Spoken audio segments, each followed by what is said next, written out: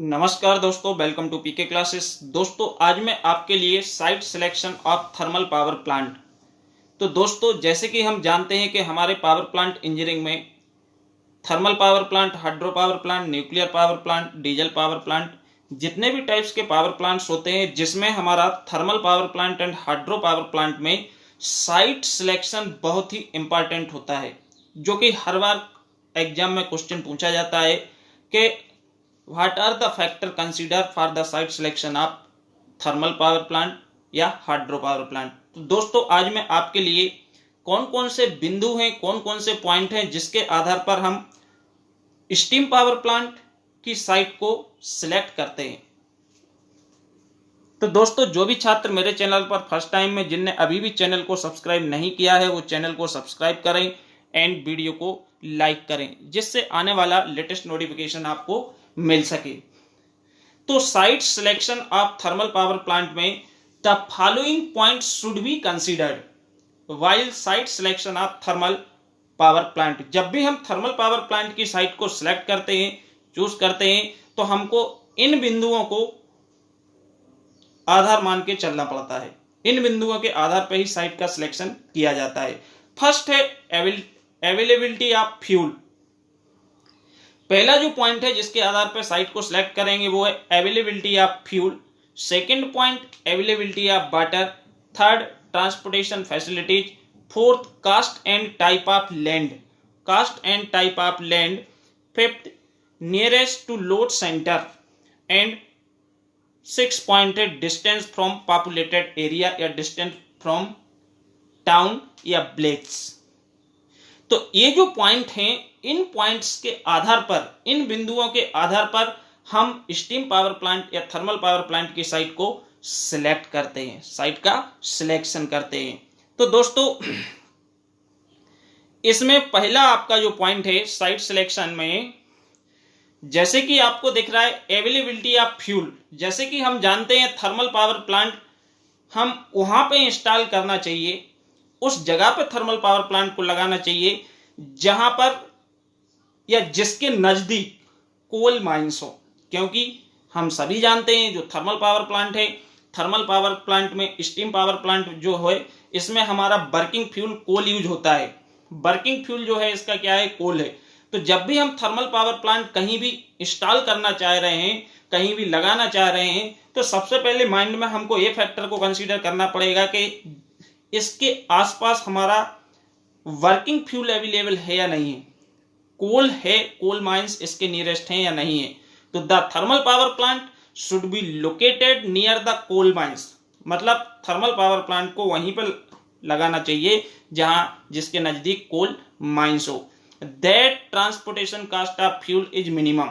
जिसके कारण हमारी ट्रांसपोर्टेशन कास्ट जो होती है वो हमारी क्या हो, कम से कम हो। क्योंकि यदि हमारी कोल माइंस बहुत लॉन्ग डिस्टेंस पे है और हम बहुत दूरी पे हमारा थर्मल पावर प्लांट लगा रहे हैं, तो हमारा ट्रांसपोर्टेशन चार्ज बहुत ज्यादा बढ़ जाएगा। क्योंकि हम कोल माइन से कोल ट्रेन या ट्रक्स के थ्रू ट्रांसपोर्ट करेंगे तो ट्रांसपोर्टेशन चार्ज महंगा होगा, तो प्रोडक्शन रेट है वो कॉस्टली हो जाएगा। इसलिए हम सबसे पहले क्या करते हैं, अवेलेबिलिटी ऑफ फ्यूल, और फ्यूल उपलब्ध भी होना चाहिए और नजदीक भी होना चाहिए। ओके। सेकेंड पॉइंट है availability of water. Means thermal power plant या steam power plant required large amount of water for condenser. Therefore, such plant should be located near the river or near a canal to ensure the continuous supply of water. Means जो water है, thermal power plant है, ये हमें जहां पे पानी की सुविधा हो, जहां पे बहुत अधिक मात्रा में पानी उपलब्ध हो, वहीं पे हम थर्मल पावर प्लांट को इंस्टॉल करते हैं। जैसे कि रिवर हो गया, कोई तालाब हो गया, कैनल हो गया, जहां पे पानी का सोर्स हो। क्योंकि थर्मल पावर प्लांट रिक्वायर्ड, जरूरत पड़ती है कितने की, बहुत ज्यादा मात्रा में पानी की। Large amount of water required for thermal power plant. So ये हमको इंश्योर करना होता है, ये हमको डिसाइड करना होता है कि हम यदि इस पर्टिकुलर प्लेस पे थर्मल पावर प्लांट लगा रहे तो यहाँ पे पानी उपलब्ध है, पानी का सोर्स है जो कंटिन्यूस वाटर को सप्लाई हो या नहीं। नेक्स्ट पॉइंट दोस्तों देखेंगे ट्रांसपोर्टेशन फैसिलिटीज।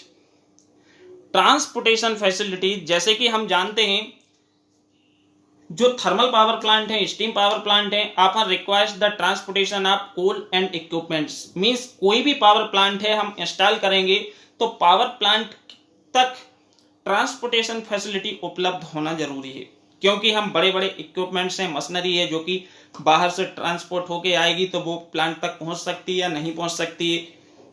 तो इसके लिए ट्रांसपोर्टेशन फैसिलिटी होना बहुत जरूरी है। दूसरा, ट्रांसपोर्टेशन ऑफ फ्यूल। जैसे कि हम जानते हैं नियरेस्ट का मतलब ये नहीं है कि प्लांट के बाजू में आपका कोल माइंस हो, अप्रोक्सीमेटली 50-100 किलोमीटर 200 किलोमीटर की रेंज में भी हो तो ये नियरेस्ट ही माना जाएगा। ठीक है, तो इसमें क्या है कि जो कोल है, कोल का ट्रांसपोर्टेशन भी हमारा होता है, जो कि प्लांट तक कोल माइन से निकल के आता है, ट्रेन ट्रक के थ्रू हमारा कहाँ पर पहुंचता है, प्लांट्स पर पहुंचता है। तो इसके लिए हमें ट्रांसपोर्टेशन फैसिलिटी वहां तक होना चाहिए। ऐसा नहीं है कि रेलवे लाइन ही नहीं है, रोड ही नहीं है जहाँ हम प्लांट लगा रहे हैं, तो ये हमको बहुत कॉस्टली पड़ेगा, क्योंकि कहाँ से हम मशीनरी ला रहे हैं वो प्लांट तक पहुंच पा रही या नहीं पहुंच पा रही। तो दोस्तों इस फैक्टर को भी हमको माइंड में लेके चलना पड़ेगा। Cost and type of land means thermal power plant should be located at a place where land in cheap. हम थर्मल पावर प्लांट वहां पे इंस्टॉल करें, वहां पे असेंबल करें जहां पे जमीन सस्ती हो, लैंड चीप हो। जैसे कोई प्राइवेट प्लांट हम लगा रहे हैं और मालूम पड़ा हम सबसे पहले लैंड को परचेस कर रहे हैं तो बहुत ज्यादा इनिशियल कास्ट आ जाएगी। इसलिए जहां पे लैंड चीप हो, सस्ता हो, वहां पे हमको थर्मल पावर प्लांट को लगाना चाहिए।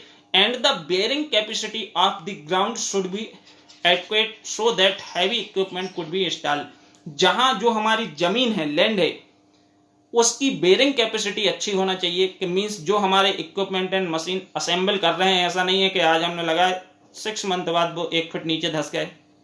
तो मींस उसकी बेयरिंग कैपेसिटी है वो क्या होना चाहिए, बहुत बढ़िया होना चाहिए। इसके बाद दोस्तों next point, load centres. Means load centre का मतलब है कि जो इलेक्ट्रिसिटी आप जनरेट कर रहे हैं, जो पावर जनरेट कर रहे हैं, इसको कितनी डिस्टेंस पे भेजना है। तो ये डिपेंड करता है डिस्टेंस। ऐसा नहीं होना चाहिए कि हम यहां बिजली बना रहे हैं और यहां से हम बिहार भोपाल से हम पटना के लिए इलेक्ट्रिसिटी सप्लाई कर रहे हैं, तो इसमें हमारा बहुत ज्यादा ट्रांसपोर्टेशन चार्ज भी लग जाएगा और इसमें हमारा लॉसेस भी बहुत सारे होंगे। तो लोड सेंटर्स का मतलब होता है to reduce the transmission cost. Means transmission cost को कम करना। ट्रांसमिशन किसकी, इलेक्ट्रिसिटी की। जो इलेक्ट्रिसिटी प्लांट में बढ़ रही वो हम पोल और वायर केबल के थ्रू ट्रांसपोर्ट करेंगे, किसके, टाउन या विलेज के लिए। तो ये हमारे क्या ना होना चाहिए, नजदीक होना चाहिए। तो means the plant should be located near the centre of the load. जहां भी हमारा लोड है, कि जैसे हम भोपाल में लोड दे रहे हैं तो इसकी 50 किलोमीटर 100 किलोमीटर की रेंज में, हम 50-60 किलोमीटर की रेंज में कहीं भी प्लांट है जो कि इंस्टॉल कर सकते हैं, क्योंकि उससे हम ट्रांसपोर्टेशन कास्ट हमारी घट जाएगी। Okay, distance from populated area as huge amount of coal is burned in steam power station.